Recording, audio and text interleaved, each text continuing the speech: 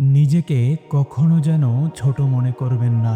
আপনিও কিন্তু আপনার রবের সেই বান্দা, যেই বান্দা আমি, যেই বান্দা আরো ১০ জন। আপনার রব আপনাকে ভালোবাসেন। আপনাকে ভালোবাসেন আপনার থেকেও বেশি। অবশ্যই তিনি আপনাকে আপনার থেকেও বেশি ভালোবাসেন। একবার ভাবেন, জীবনের দীর্ঘ সময় আপনি কিন্তু আপনার রবকে ডাকেননি। জীবনের দীর্ঘ সময় আপনি কিন্তু আপনার রবকে উপেক্ষা করে গেছেন, অবহেলা করে গেছেন। তারপরেও কিন্তু তিনি আপনাকে ফেলে দেননি। তারপরেও কিন্তু তিনি আপনাকে একা করে দেননি। আমরা হয়তোবা মনে করি, আমরা হয়তোবা নিজেদেরকে একা অনুভব করি, কিন্তু প্রকৃত অর্থে আমরা একা নই। কারণ আমাদের সাথে আমাদের রব আছেন, আমাদের আল্লাহ আছেন। নিজেকে ছোট মনে করবেন না, নিজেকে একা মনে করবেন না, নিজেকে অসহায় ভাববেন না।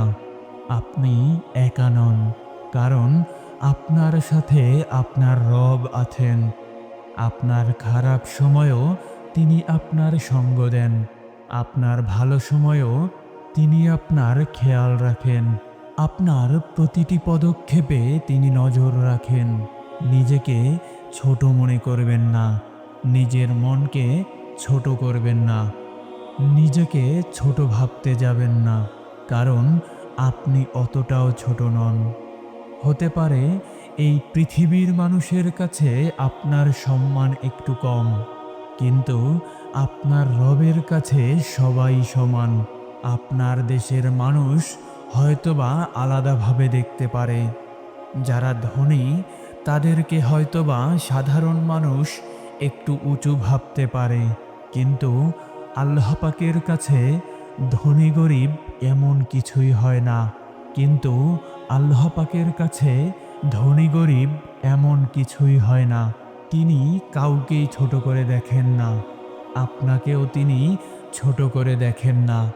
তাই নিজেকে ছোট ভাববেন না, নিজের মনকে ছোট করবেন না, রবের দয়া হতে নিরাশ হবেন না। এই দুনিয়ার মোহমায়া হয়তোবা আমাদেরকে টানে, টাকা পয়সা হয়তোবা আমাদেরকে একটু আকর্ষিত করে, কিন্তু আমাদের জন্য টাকা পয়সা যতটা প্রয়োজন, তার থেকেও অনেক গুণ বেশি প্রয়োজন রবের ভালোবাসা। তার থেকেও অনেক গুণ বেশি প্রয়োজন রবের রহমত, রবের দয়া। সত্যি বলতে তিনি চান যে আমরা সব কিছু ছেড়ে দিয়ে তার দিকে ফিরে আসি। তিনি চান যে আমরা নামাজি হয়ে যাই, আমরা দিনদার, আমরা ইমানদার হয়ে যাই। এমনটা নয় যে তার হাতে সেই ক্ষমতা নেই, এমনটা নয় যে তার হাতে সেই ক্ষমতা নেই।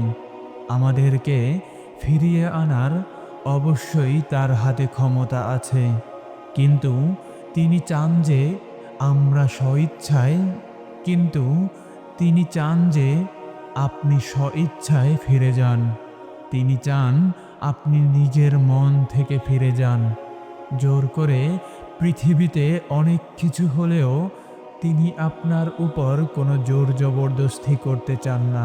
তিনি আপনাকে হয়তোবা কোনো ইঙ্গিত দেন, হয়তোবা কখনো কখনো বিপদ দেন, কখনো কখনো ভালো সময় দেখান, কখনো কখনো খারাপ কিছুর মধ্য দিয়ে আপনার জীবনকে অতিবাহিত করেন।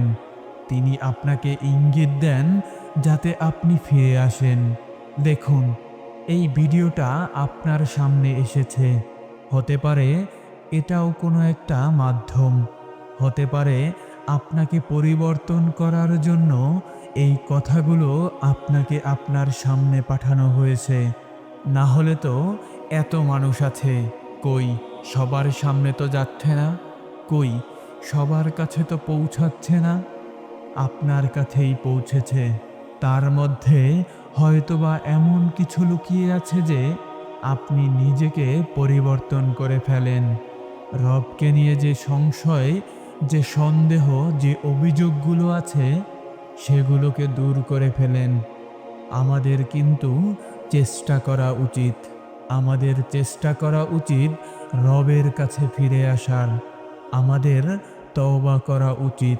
আমাদের ক্ষমা চাওয়া উচিত রবের কাছে।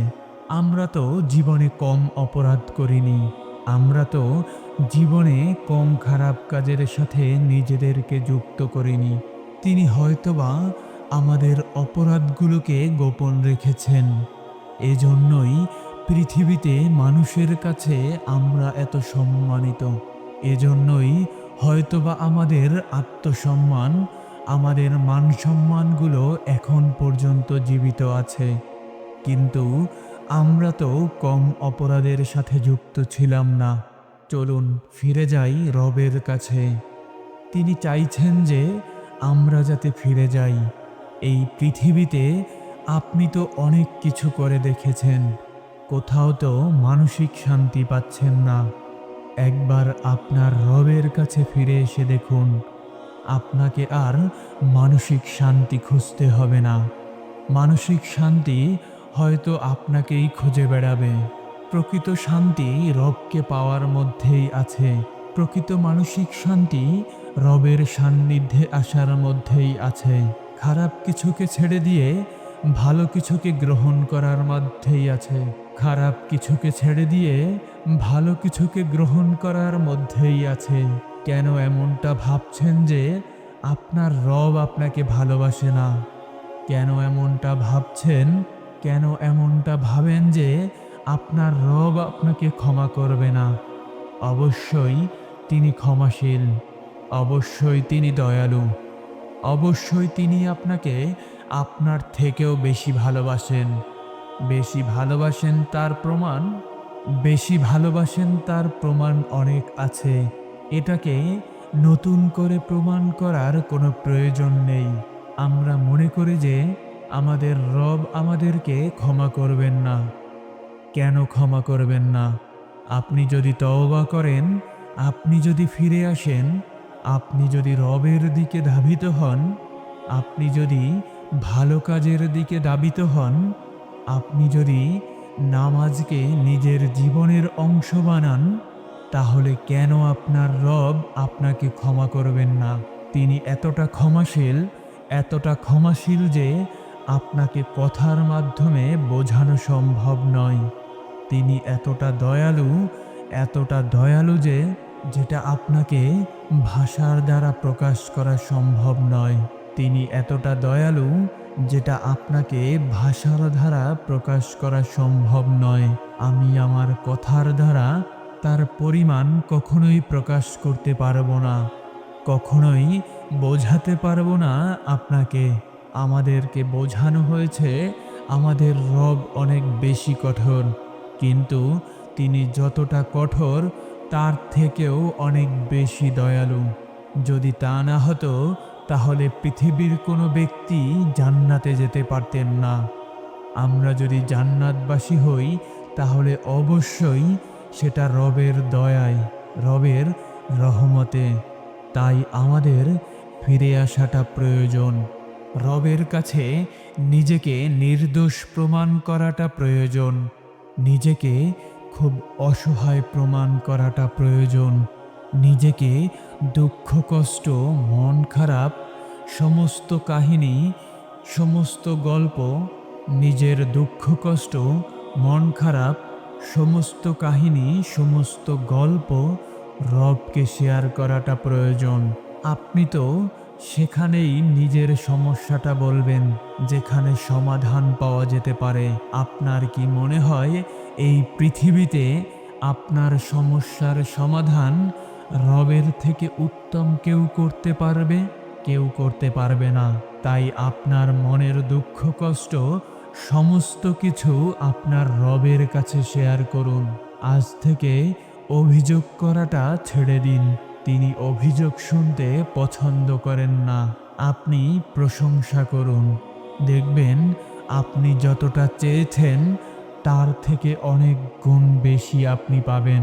আপনার হয়তোবা এক বালতি পানির জন্য আমরা হয়তোবা এক বালতি পানির জন্য কাতরাচ্ছি, অথচ আমাদের রব আমাদের জন্য সম্পূর্ণ সমুদ্র সাজিয়ে রেখেছেন।